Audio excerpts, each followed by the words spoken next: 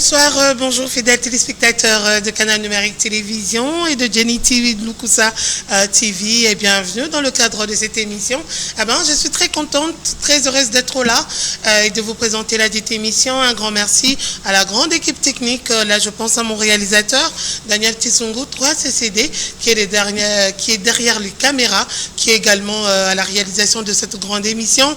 J'ai dit un grand merci à Padou Bomboussa, donc qui assure bien sûr le montage, et vous bien sûr fidèles téléspectateurs, vous qui avez l'habitude de nous suivre.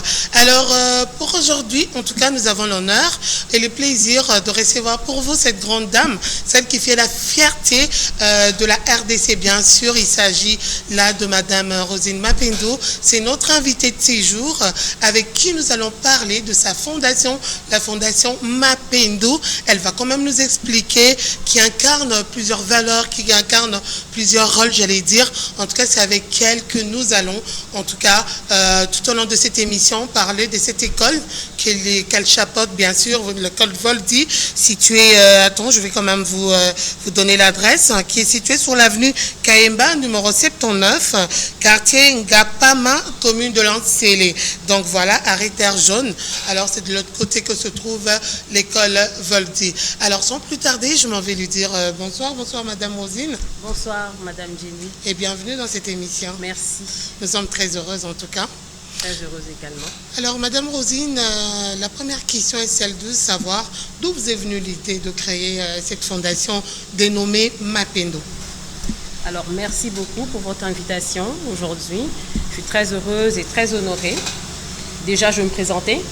Je suis Rosine Mapendo, présidente de la fondation Mapendo et promotrice du complexe scolaire Voldy. Voilà. Alors, d'où m'est venue l'idée?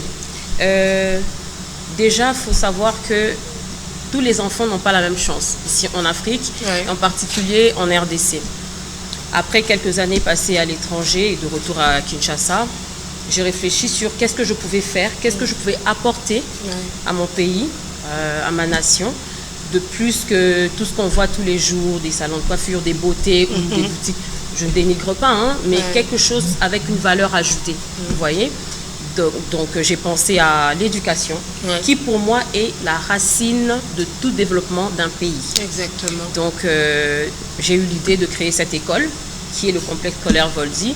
Et aujourd'hui, la fondation, pour accompagner cette école, qui a comme mission de réduire les inégalités sociales et donner l'accès à l'éducation à tous les enfants défavorisés des milieux reculés.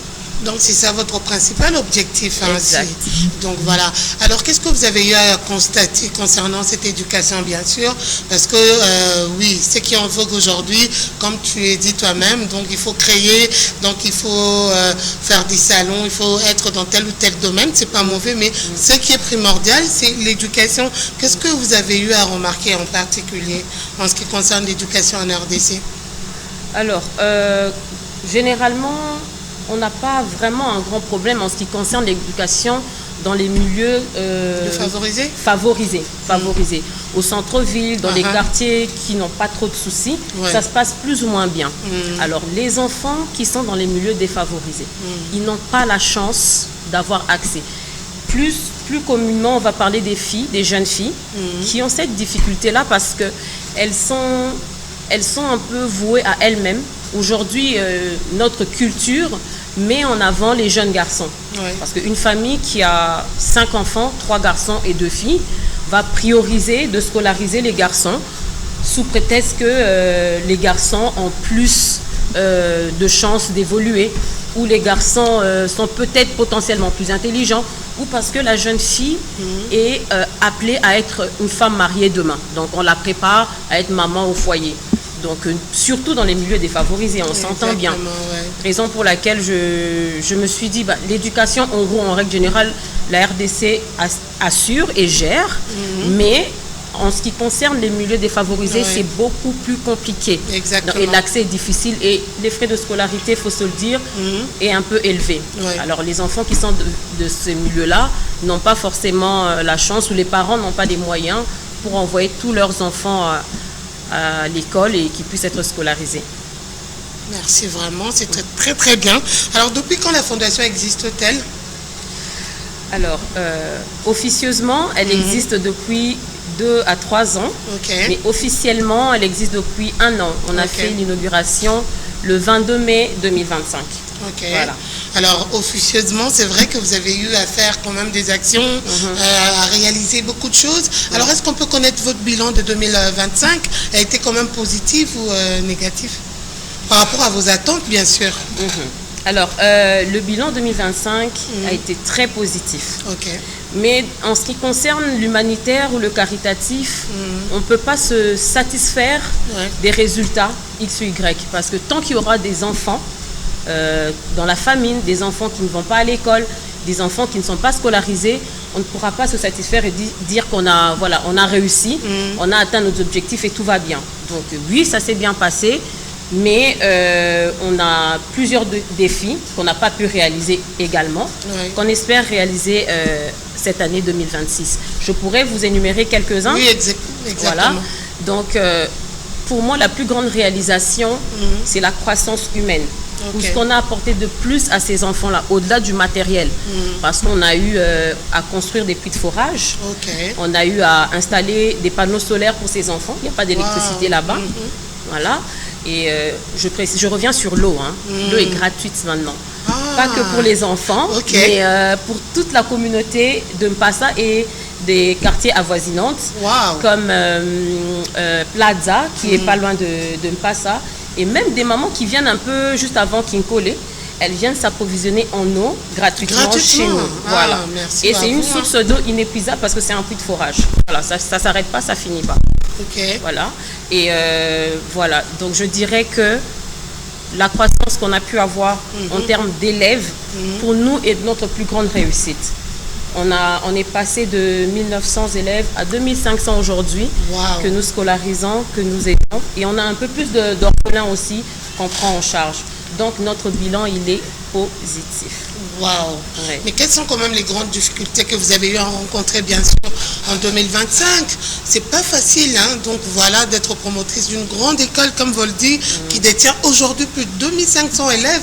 Coup de chapeau à vous, c'est pas donné à tout le monde, et surtout dans des milieux défavorisés, comme vous l'avez dit vous-même tout à l'heure. Donc c'est pas facile. Alors quelles sont les difficultés, les grandes difficultés que vous avez eu à rencontrer? En termes de partenaires, en termes de moyens, et puis la route aussi, donc pour accéder à les long time et tout ça, voilà. Merci pour votre question. Alors, les difficultés sont nombreuses, elles sont vraiment nombreuses. Je vais aller sur les plus importantes pour pas toutes les énumérer ici. La plus grande difficulté, qu'on se le dise, c'est les limites financières. Financièrement, on est limité.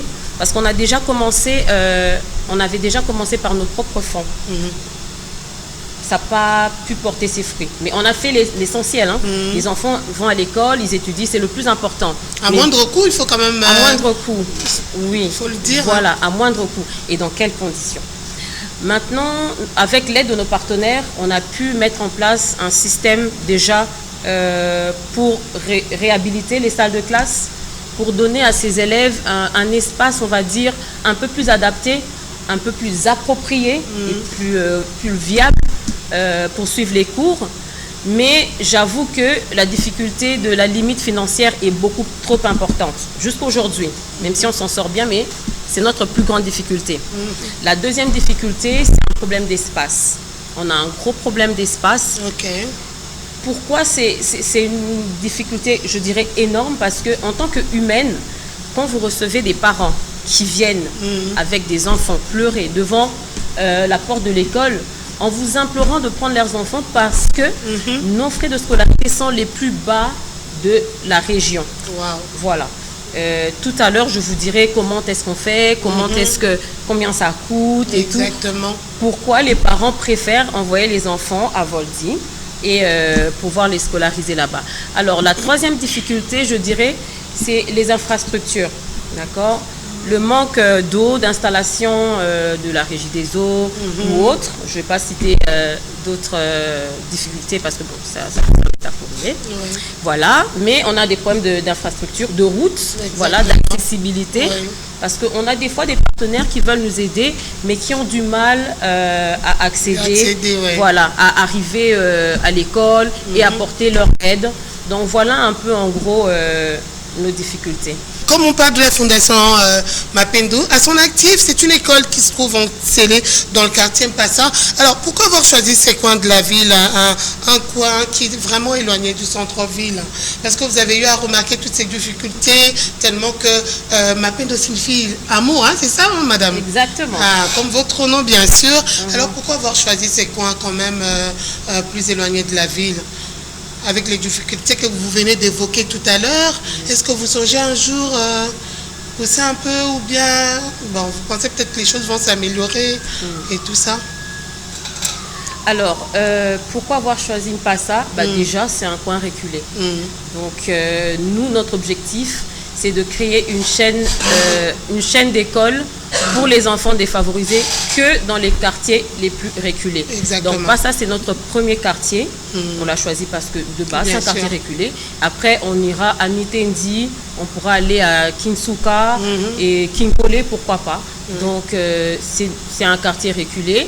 Donc, il n'y a pas une raison plus que c'est un quartier qui dégorge de plusieurs enfants défavorisés. D'accord. Alors, Madame Rosine, il y a une question qui me vient en tête comme ça. C'est vrai que la fondation est là. Vous allez plus vous focaliser sur l'école, mais ou bien dehors de l'école, vous avez peut-être d'autres projets comme ça par rapport à la fondation. C'est vrai que votre vraiment objectif majeur ou bien votre souci, c'est de soutenir ces enfants qui sont vraiment en difficulté, qui sont dans le milieu défavorisé, c'est vrai. Mais en dehors de l'école Voldy, il y a d'autres projets concernant la fondation? Oui, nous avons d'autres projets. Mais on reste focalisé, entre guillemets, dans l'enseignement et l'éducation. Ceci dit, ça ne nous empêche pas d'apporter notre soutien dans ce qui concerne un peu la santé, l'hygiène féminine, parce que c'est vrai que nous nous occupons des enfants défavorisés, mais plus particulièrement de l'éducation de la jeune fille. Ouais. Voilà. Déjà, en 2025, on a eu à faire une journée de sensibilisation. On a sensibilisé les mamans, les enseignantes et les jeunes filles concernant le cancer du sein. Et on s'est rendu compte que plusieurs femmes ignoraient déjà ce que c'était, ignoraient même l'existence du cancer du sein. Donc au mois d'octobre, on a eu une journée de sensibilisation dans ce sens-là. Et là, on est en train d'organiser une journée aussi de sensibilisation à l'hygiène féminine. Donc tout ce qui est menstruation, prévention familiale, grossesse à risque, et voilà, et j'en passe. Donc voilà, l'éducation. Et aussi, on ne reste pas dans la scolarisation uniquement des petits-enfants. Nous voulons mettre en place un système d'accompagnement pour qu'il y ait une suite logique à ce que nous faisons.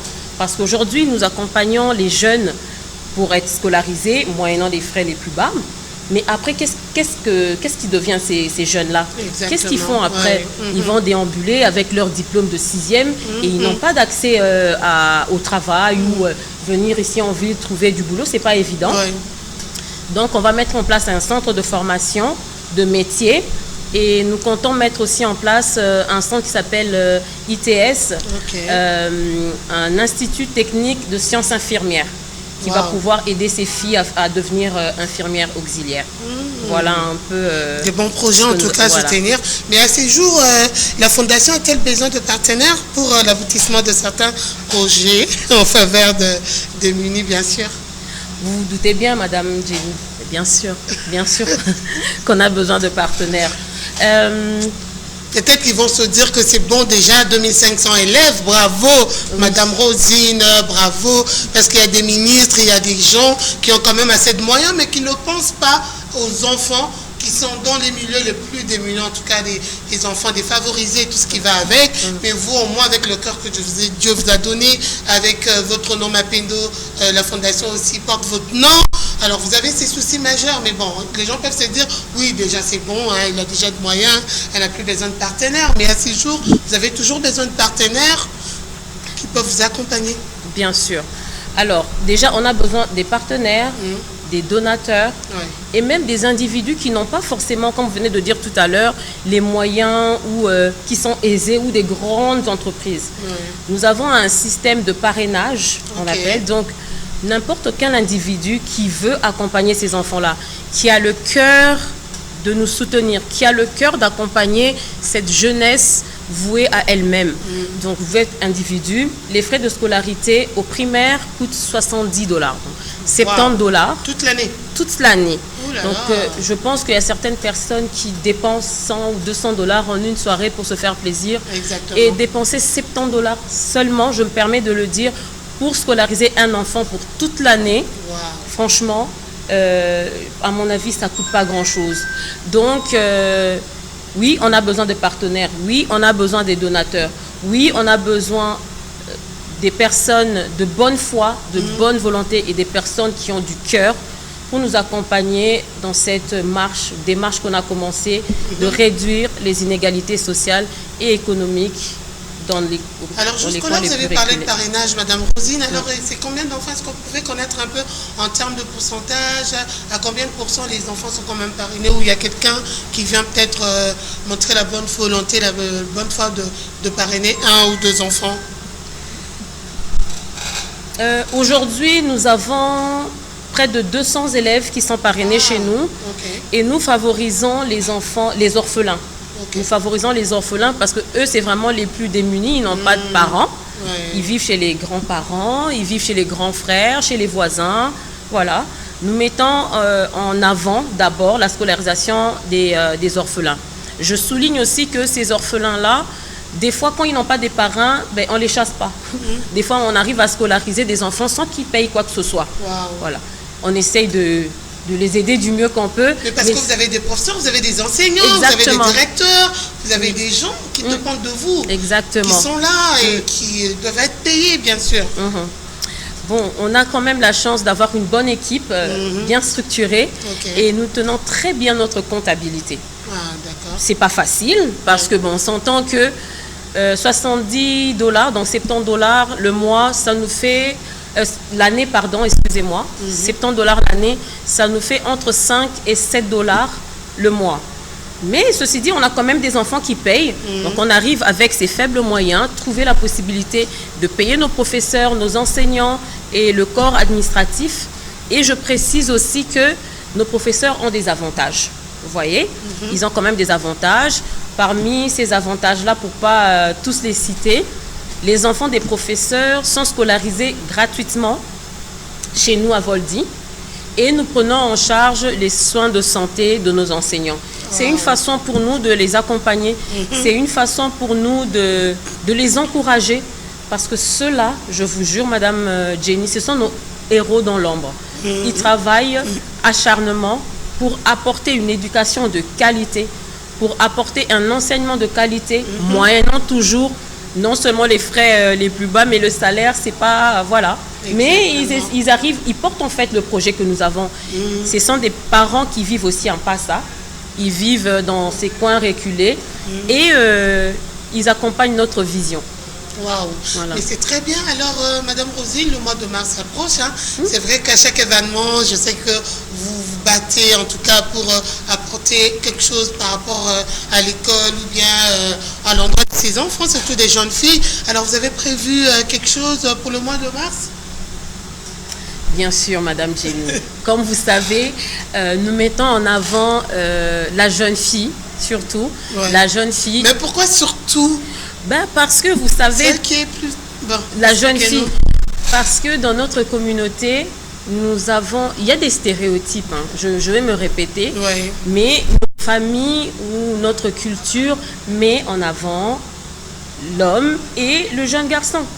Donc nous, notre objectif est non seulement d'aider les jeunes défavorisés à avoir accès à l'éducation et à réduire les inégalités sociales, mais à aider aussi les jeunes filles qui sont mises de côté à prendre courage, vous voyez, à se dire qu'il n'y a pas que, par exemple, on va dire des formations type homme, des formations cadrées où on dit que il n'y a que les garçons qui peuvent le faire.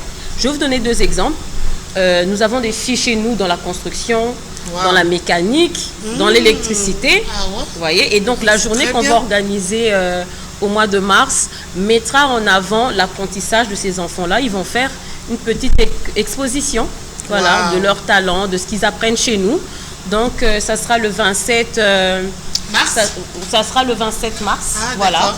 Ça sera le 27 mars à Voldy, à notre école. Et voilà, nous aurons une conférence avec des femmes modèles qui viendront parler de leur expérience, qui viendront motiver la jeune femme, parce que voilà, nous en avons besoin. Nous en avons besoin. Exactement. Voilà, donc comme je disais tout à l'heure, Madame Rosine, je parlais de l'utilisation abusive, d'ailleurs du réseau social par nos jeunes filles, bien sûr. Alors je demandais si à chaque fois que vous aurez formation, est-ce que vous avez l'habitude d'en parler avec nos jeunes filles, bien sûr aussi nos jeunes garçons, et surtout en ce qui concerne l'éducation, parce que ça va vraiment détruire, et je pense que d'ici 2 à 5 ans, je pense que si on ne fait pas plus attention, et les enfants vont vraiment s'abrutir et tout ce qui va avec. Je ne sais pas vos impressions par rapport à cette utilisation abusive du réseau social. Alors c'est une très bonne question, mais elle est à double tranchant, parce que il y a le côté positif et le côté négatif. Alors je vais commencer par le positif. Vous savez que ce soit pour les jeunes, après quand c'est encadré, pour les jeunes, il n'y a pas trop de soucis quand c'est encadré. Mais je sais que c'est pas toujours facile pour les parents de suivre les téléphones, de mettre des restrictions. Mais on y arrive avec les contrôles parentaux, certains codes et tout ça. Mais on ne peut pas contrôler à 100%. Ceci dit, c'est un canal par lequel on peut faire passer des messages importants. Même pour l'éducation, vous savez, on arrive à sensibiliser, on arrive à passer des messages de motivation, on arrive même à parler contre l'harcèlement à l'école. Ça passe par les réseaux sociaux. Aujourd'hui, je pense que voilà, la télévision reste voilà, la télévision, mais les réseaux sociaux restent vraiment le canal par lequel on arrive à toucher les jeunes plus facilement. Donc pour moi, que ce soit pour des publicités, même des jeunes entrepreneurs aujourd'hui, pour pouvoir mettre en avant leurs produits, les ventes, ils passent par les réseaux sociaux, quel qu'en soit le type de réseaux sociaux. Et deuxièmement, on va dire le côté négatif, c'est que c'est vrai qu'il y a beaucoup de négativité, de méchanceté sur les réseaux. Les gens se font harceler, c'est pas facile, c'est un danger, c'est risqué. Et puis bon, on sait que nos jeunes aujourd'hui arrivent à accéder à des contenus pas très catholiques, si on peut dire ça comme ça, sur les réseaux sociaux, et c'est malheureux. Maintenant, je pense qu'il y a une évolution quand même sur le contrôle, et voilà. Il faut juste, parlons de ChatGPT, c'est bien, c'est très bien, parce que ça aide. C'est très bien. C'est très bien, ça aide pour beaucoup. Les adultes. Pour les adultes. Pour les petits-enfants. Non, pour les adultes. Parce que le mal un peu avec ChatGPT, c'est que nos enfants aujourd'hui ne font pas trop travailler leur cervelle, leur cerveau.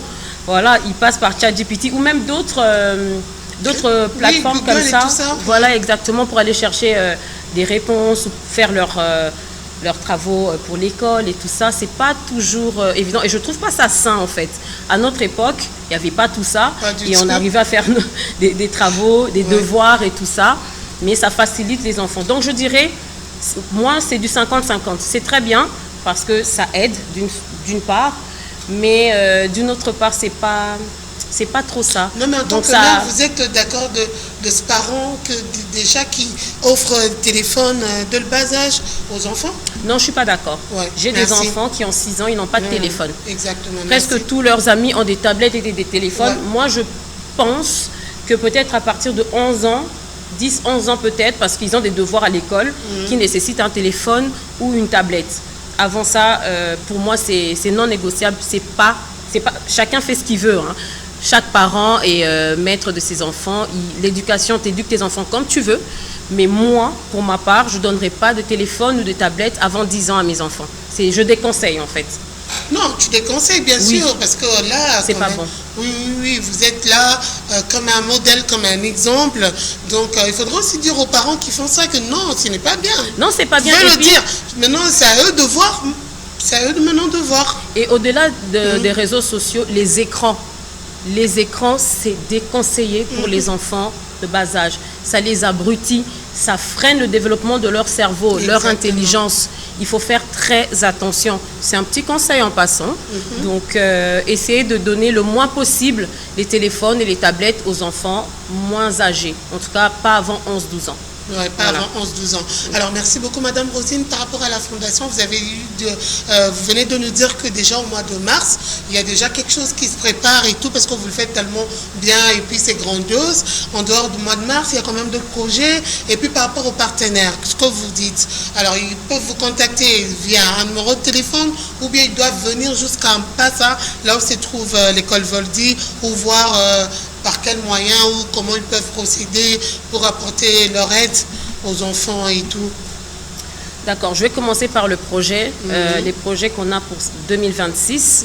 On a un projet majeur qui est de la construction de Voldy 2. Wow. Voilà. Donc, comme vous savez, Madame Jenny, je l'ai dit tout à l'heure, aujourd'hui, on a 2500 élèves et je vous promets qu'on est submergé. On est full booké et les salles de classe débordent d'enfants. On a des salles de classe malheureusement qui abritent entre 80 et 90 élèves. C'est pas évident, mais on n'a pas le choix. Ces parents ont besoin de nous et on est obligé de le faire. Alors, à la rentrée scolaire 2025-2026, on a été buté à un problème où on a dû refuser 550 élèves. Waouh, 550 Vous êtes tellement élèves. Sollicités, mon Dieu. Vraiment, on est sollicité. Oh là là. Et on n'a pas le choix. On est obligé cette année de commencer notre projet pour désengorger déjà l'école et donner la chance à ces autres enfants de pouvoir bénéficier de ce que la Fondation Voldy offre aux enfants défavorisés, donc l'accès à l'éducation tout simplement. Ça sera toujours un Passa? Ça sera soit Passa, soit Bibois, qui est juste après Passa. Donc normalement, si tout se passe bien, si nos partenaires acceptent de nous accompagner et si on arrive à avoir des nouveaux partenaires, on va commencer les travaux sous peu pour la construction de la nouvelle école. Et je vais souligner que cette fois-ci, notre nouvelle école n'aura pas que l'école, aura un centre de formation de métier pour accompagner les jeunes en priorité, ceux qui finissent à Voldy d'abord. Et priorité, ensuite, bien c'est sûr, clair. Bien sûr. La charité bien ordonnée commence par soi-même. Voilà. Donc, on va commencer par là. Et ensuite, ça sera les enfants des alentours, des quartiers avoisinants et tout ça, voilà. Donc, voilà un peu notre projet principal. Et cette fois-ci, on va essayer de faire une école un peu plus grande. Parce que je vous dis que Passa, Bibois, Plaza et tous ces quartiers-là, maintenant, c'est des quartiers qui se développent. En termes de démographie, il y a beaucoup de personnes qui vont s'installer là-bas.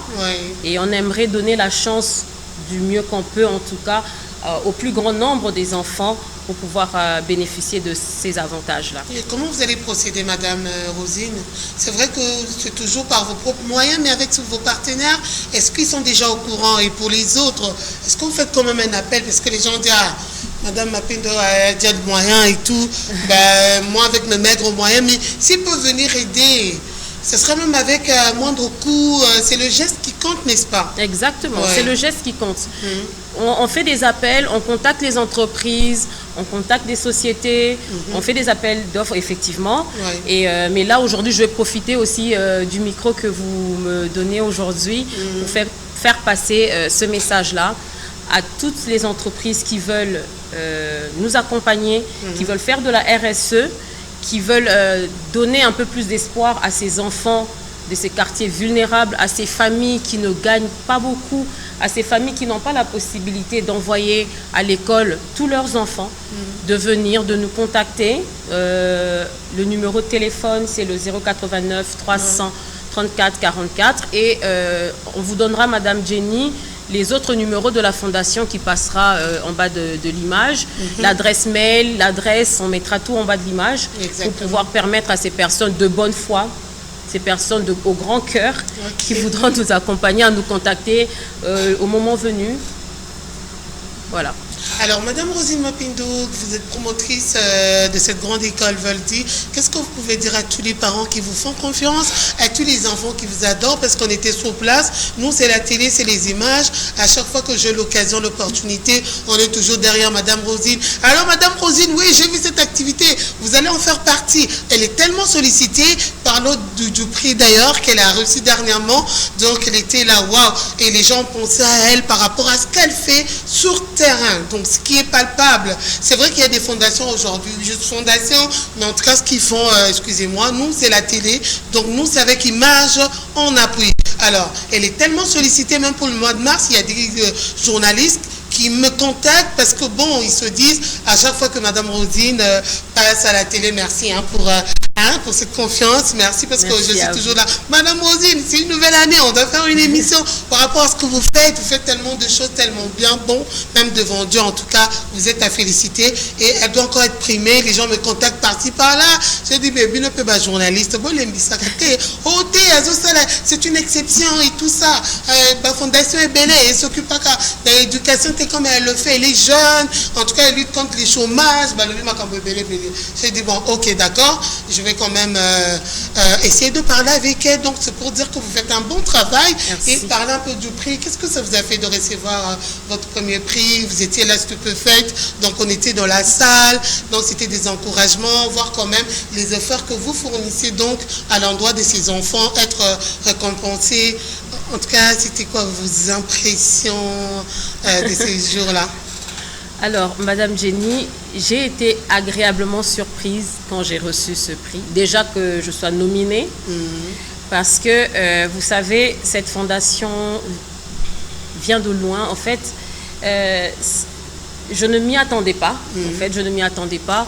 Pour moi, l'idée, c'était d'aider les jeunes, d'aider les jeunes des milieux reculés, les jeunes filles, les familles qui n'arrivent pas à nouer les deux bouts du mois, à pouvoir accéder à une éducation, à l'enseignement. Et aujourd'hui, voir l'ampleur que ça prend, je ne peux qu'être fière et contente de ce qu'on est en train. Je ne suis pas la seule, c'est mon équipe et moi, mon équipe et moi, de ce qu'on est en train de réaliser, surtout pour ces enfants-là. Parce qu'on redonne le sourire. C'est pour vous parce que vous êtes dynamique, vous-même vous prêchez par l'exemple. Vous êtes là à dormir à 4 h du matin, 3 h quand vous avez un projet. Donc vous travaillez d'arrache-pied, vous donnez. Donc voilà, c'est vrai que vous avez une équipe, mais vous êtes les promoteurs. C'est juste en parenthèse, oui, je suis en train de dire. Oui, vous savez, ce qu'on fait, on le fait avec le cœur. D'accord. Comme vous avez dit tout à l'heure, Mapendo, c'est amour. Et ce qu'on est en train de faire, c'est juste... transformer nos actions, transformer l'amour qu'on a en des actions concrètes. Voilà. Donc c'est le cœur, c'est l'amour, on le fait pour le prochain et ça nous demande effectivement beaucoup d'énergie, mais au-delà de tout ça, quand on voit notre prochain, quand vous vous rendez là-bas, vous vous rendez compte de la misère de ces familles, vous vous rendez compte de la misère de ces enfants, du manque d'éducation de ces enfants-là. On ne peut que faire ce travail et en être fière et contente aujourd'hui. Donc le prix, écoutez, je l'ai pris humblement, voilà, et ça m'a fait énormément plaisir.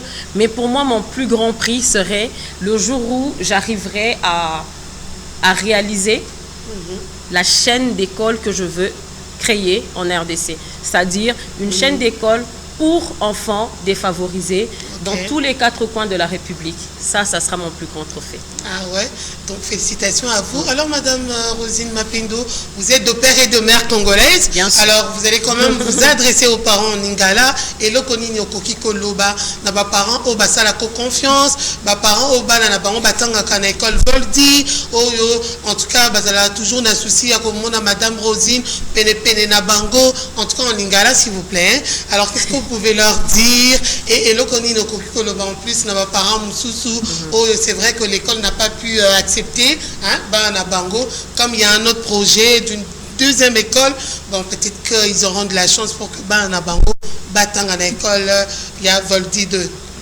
Ok, là je vais m'adresser aux parents et même aux élèves. Oui, je vais faire passer un message. Alors, Nalingala, Nalingala, d'accord. Alors, ba maman, ba papa, il y a ba Koignon surtout, il y a Kinshasa reculé. Non, bandana ba maman nanga ya mpasa surtout bino au Bossala Kinga Confiance, au Bossala qui Fondation Mapendo Confiance, Bossali Voldi Confiance, Botindi Banana Bino, Bayako Tanga na école, Boyebi que depuis to banditi lelo amélioration ezamakasi. C'est-à-dire que tozo évoluer na bino ensemble, na être na bino ba maman boya ka porter biso main forte, mais le combat est encore trop grand. C'est-à-dire le chemin est encore long, donc travailler bisogno surtout ensemble. Donc bobangate toza na projet mususu ya mibale na yebi que bozana souci bana misusu ba ya kotanga. Ba maman oyo tokokai kozwa bana na binoté na année scolaire 2025-2026 pour na année au 2026-2027 tozo sala effort tokoka ko mettre en place système na biso oyo déjà il y a parrainage pour batuba parrainer non seulement ba frais à scolarité mais bakoka ko aider biso na construction il y a Voldi 2 ba partenaire na biso déjà bazoyo ka biso donateur na biso pe bazali bazoyo ka biso. Je sais que bazamité ma nene bazana bolingo lokolanga, je suis pas la seule, bazana mité ma lokolanga, le cœur de mère, le cœur de parents oyo bakosunga biso pour que to avancer. Alors ne soyez pas découragés, naebi que bolela kimingi année oyo, on espère en tout cas avec l'aide de tout le temps chacun to sali déjà par na biso tozo zela ba donateur na ba partenaire basa la pépar na bango toko kokisa Voldi de wana degré ou de force toko tongango et bana na biso nyonso ya ba quartier nyonso tout eza aux alentours ya mpasa ba kokoko kozwa accès à l'éducation moyennant ba frais obinomo boyi bo futara ya mkie wana toko salango tous ensemble. Et ba partenaire na biso ba yoki message et à mes élèves na ba o ba koka kite kotanga année oboyebi maman Mapendo. Maman Boboto, maman Moté Mamounene, vous me connaissez. Nakotika binoté, toko continuer ko bunda, lutte ezananou, combat ezananou, toko continuer ko sala effort pour offrir bino accès à l'éducation, chose qui est la plus importante en tout cas dans la vie d'un enfant, c'est d'être éduqué. Merci à tous et merci à vous, Madame Jenny. Voilà, merci vraiment, c'est très très bien dit. Ouh là là, vous parlez tellement bien aussi. Lingala. Oh ouais, vous le bien bien, sans réfléchir, parce que il y aurait eu d'autres mots où Nanga peut-être n'a trébuché, mais bon, c'est bon déjà. Alors, quelques remerciements pour finir, Madame Rosine, à l'endroit, je sais pas, de partenaires ou de personnes qui vous portent à cœur, des personnes qui sont toujours là près de vous pour vous soutenir, qui continuent à vous faire confiance. Un petit mot, quelques remerciements pour finir. Bon, c'est ça, voilà, c'est un peu, voilà. Je vais dire bonjour à tout le monde et remercier tout le monde. Pour pas citer des noms, je préfère pas. Voilà, je vais remercier tous mes partenaires. Tous mes partenaires, ils se reconnaîtront. J'en ai tellement. Si je cite deux et il manque quelques-uns, ça va créer des problèmes. Moi, je cherche des partenaires pour avancer et construire Voldi 2 et le centre de formation. Donc, je préfère pas. Merci à mes partenaires. Merci aux généreux donateurs. Merci à ma famille. Merci à toi, Jenny. Merci à mes amis qui m'accompagnent. Et surtout, merci aux enseignants, nos héros dans l'ombre, les enseignants de Voldi, mon équipe de la Fondation Mapendo, l'équipe administrative de l'école et merci à toutes les personnes qui nous soutiennent. Voilà. Merci beaucoup, en tout cas c'était un réel plaisir. En tout cas, nous avons eu l'honneur et le plaisir de recevoir pour vous Madame Rosine Mapendo, qui est présidente de la Fondation Mapendo ainsi que promotrice de cette grande école Voldi située sur l'avenue Kayemba, numéro 79, quartier Ngapama, voilà, commune de Lancélé. Donc voilà, merci vraiment à elle d'avoir répondu à notre invitation. Un grand merci à Monsieur Gaps, donc qui était aussi héros dans l'ombre. Merci pour votre présence. Merci également à la grande équipe technique Daniel Tissungu, 3CCD, qui était derrière les caméras à la réalisation, bien sûr. Merci également à Padou Bamboussa du côté du montage. D'ici là, portez-vous bien et bonne suite de programme sur Canal Numérique TV, Jenny Lukusa TV. Et vous allez suivre cette émission dans plusieurs plateformes de la place. Au revoir. Au revoir.